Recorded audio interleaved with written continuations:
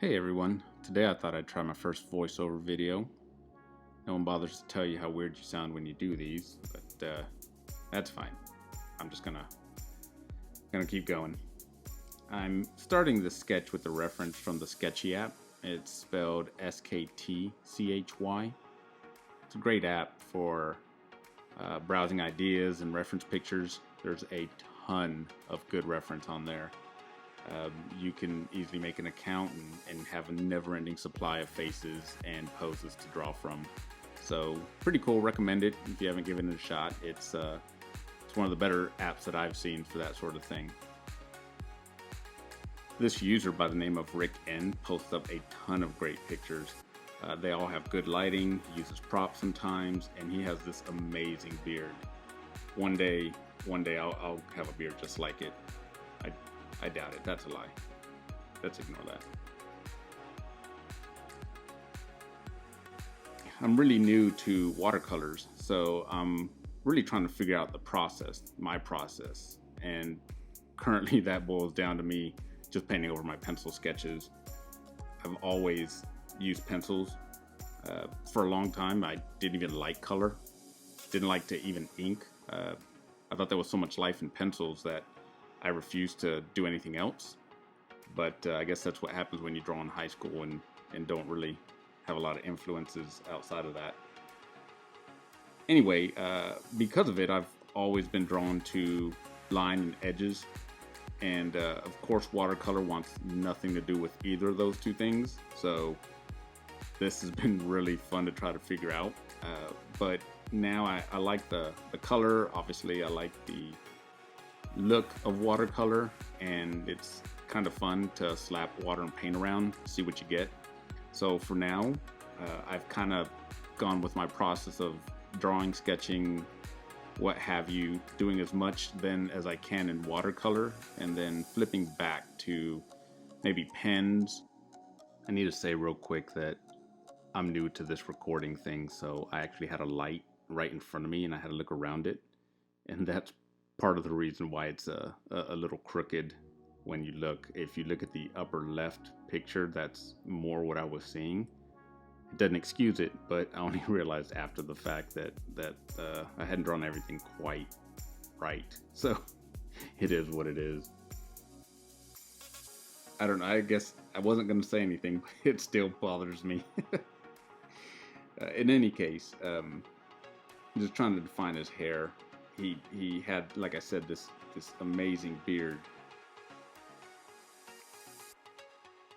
and so and trying to maintain some of the edges or some of the detail from that, it's really difficult. Obviously, I don't want to draw every strand of hair. I just want to hint at it, and I'm not great at any of it. So what I've gone to is, of course, edges and defining it with edges, defining texture with edges if I can. Here I'm just cleaning this up, getting to the end of the sketch. I tend to use the electric eraser, battery powered of course, to clean up a lot of the mess that I've made. I don't erase in large chunks. I don't use kneaded erasers. I tend to work light and just build up as I go. So near the end, when I'm done, I'll take an eraser of some sort and usually clean up miscellaneous lines, a lot of which I don't think you can see, but that's generally my process. Here I've swapped cameras. It's just a better camera than the top-down, although I'll bring that back in so you can see it. It just doesn't capture colors near as well. I normally start with a wash of some sort, wet on wet, where I just lay in some base colors everywhere. In this case, I'm using three colors mainly: primary, red, yellow, blue, and mixing what I need out of it. I just find it easier to work with and obviously get better color harmony if I just use those colors for now. I do have a larger set of, I believe they're White Knights, and I have a travel palette. Like everyone else, it's a lot easier to spend money on different art supplies than it is to figure out how to use them. I think we all go through that. I think I go through that. I know I go through that. But in my wisdom here, I decided to scale it back. So I'm going with just the colors, mixing what I need. It lets me focus more on what I am trying to get to, and I spend less time trying to pick random colors out.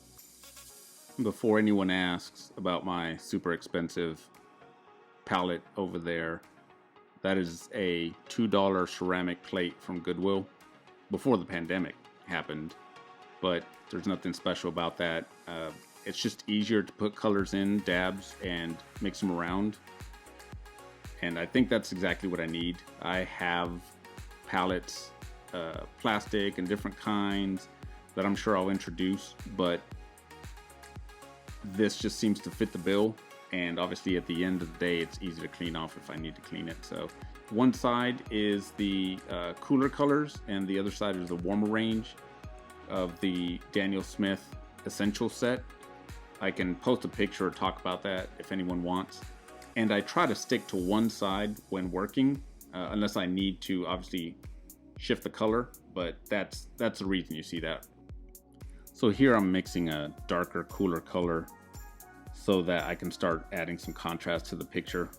Once I do a light initial wash, where I lay some base colors down and just try to get something on the page, I'll try to put some level of contrast in there, try to darken something up. That way, maybe I can see what I'm shooting for. And to be honest, now that there is some base color everywhere on the paper, it's much less intimidating to either go dark or even put the wrong color down. But when it's a white page, I think the contrast of whatever you put down versus the white really shocks you. I know it does me. So my initial wash is where I feel like I get a lot of those jitters out, and then here I will just do whatever I want. Really, it's never as bad as you think it's going to be. So setting a level of contrast is what I'm doing. Of course, I think that's dark enough, and when it dries, I see that it's not and just have to repeat the process.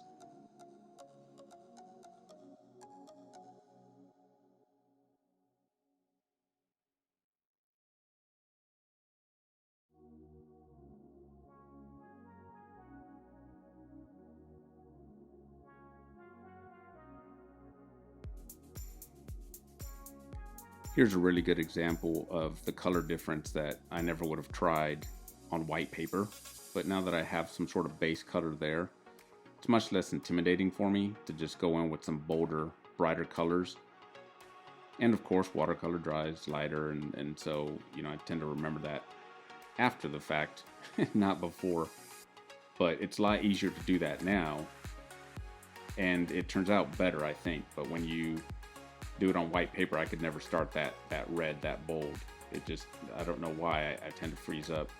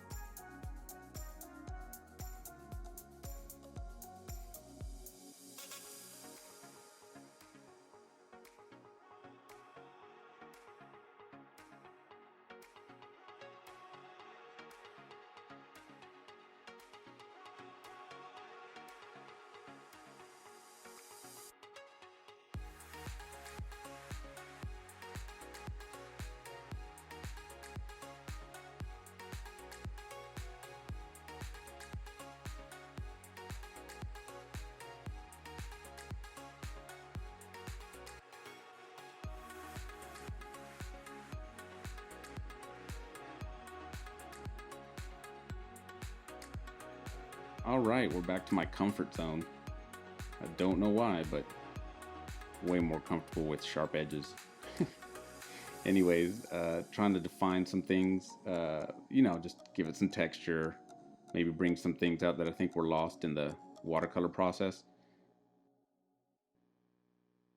And I'm really going to go back and forth a few more times, adding contrast where I can. Bring out more watercolor, bring out more pens, different types, just so that I can up that contrast.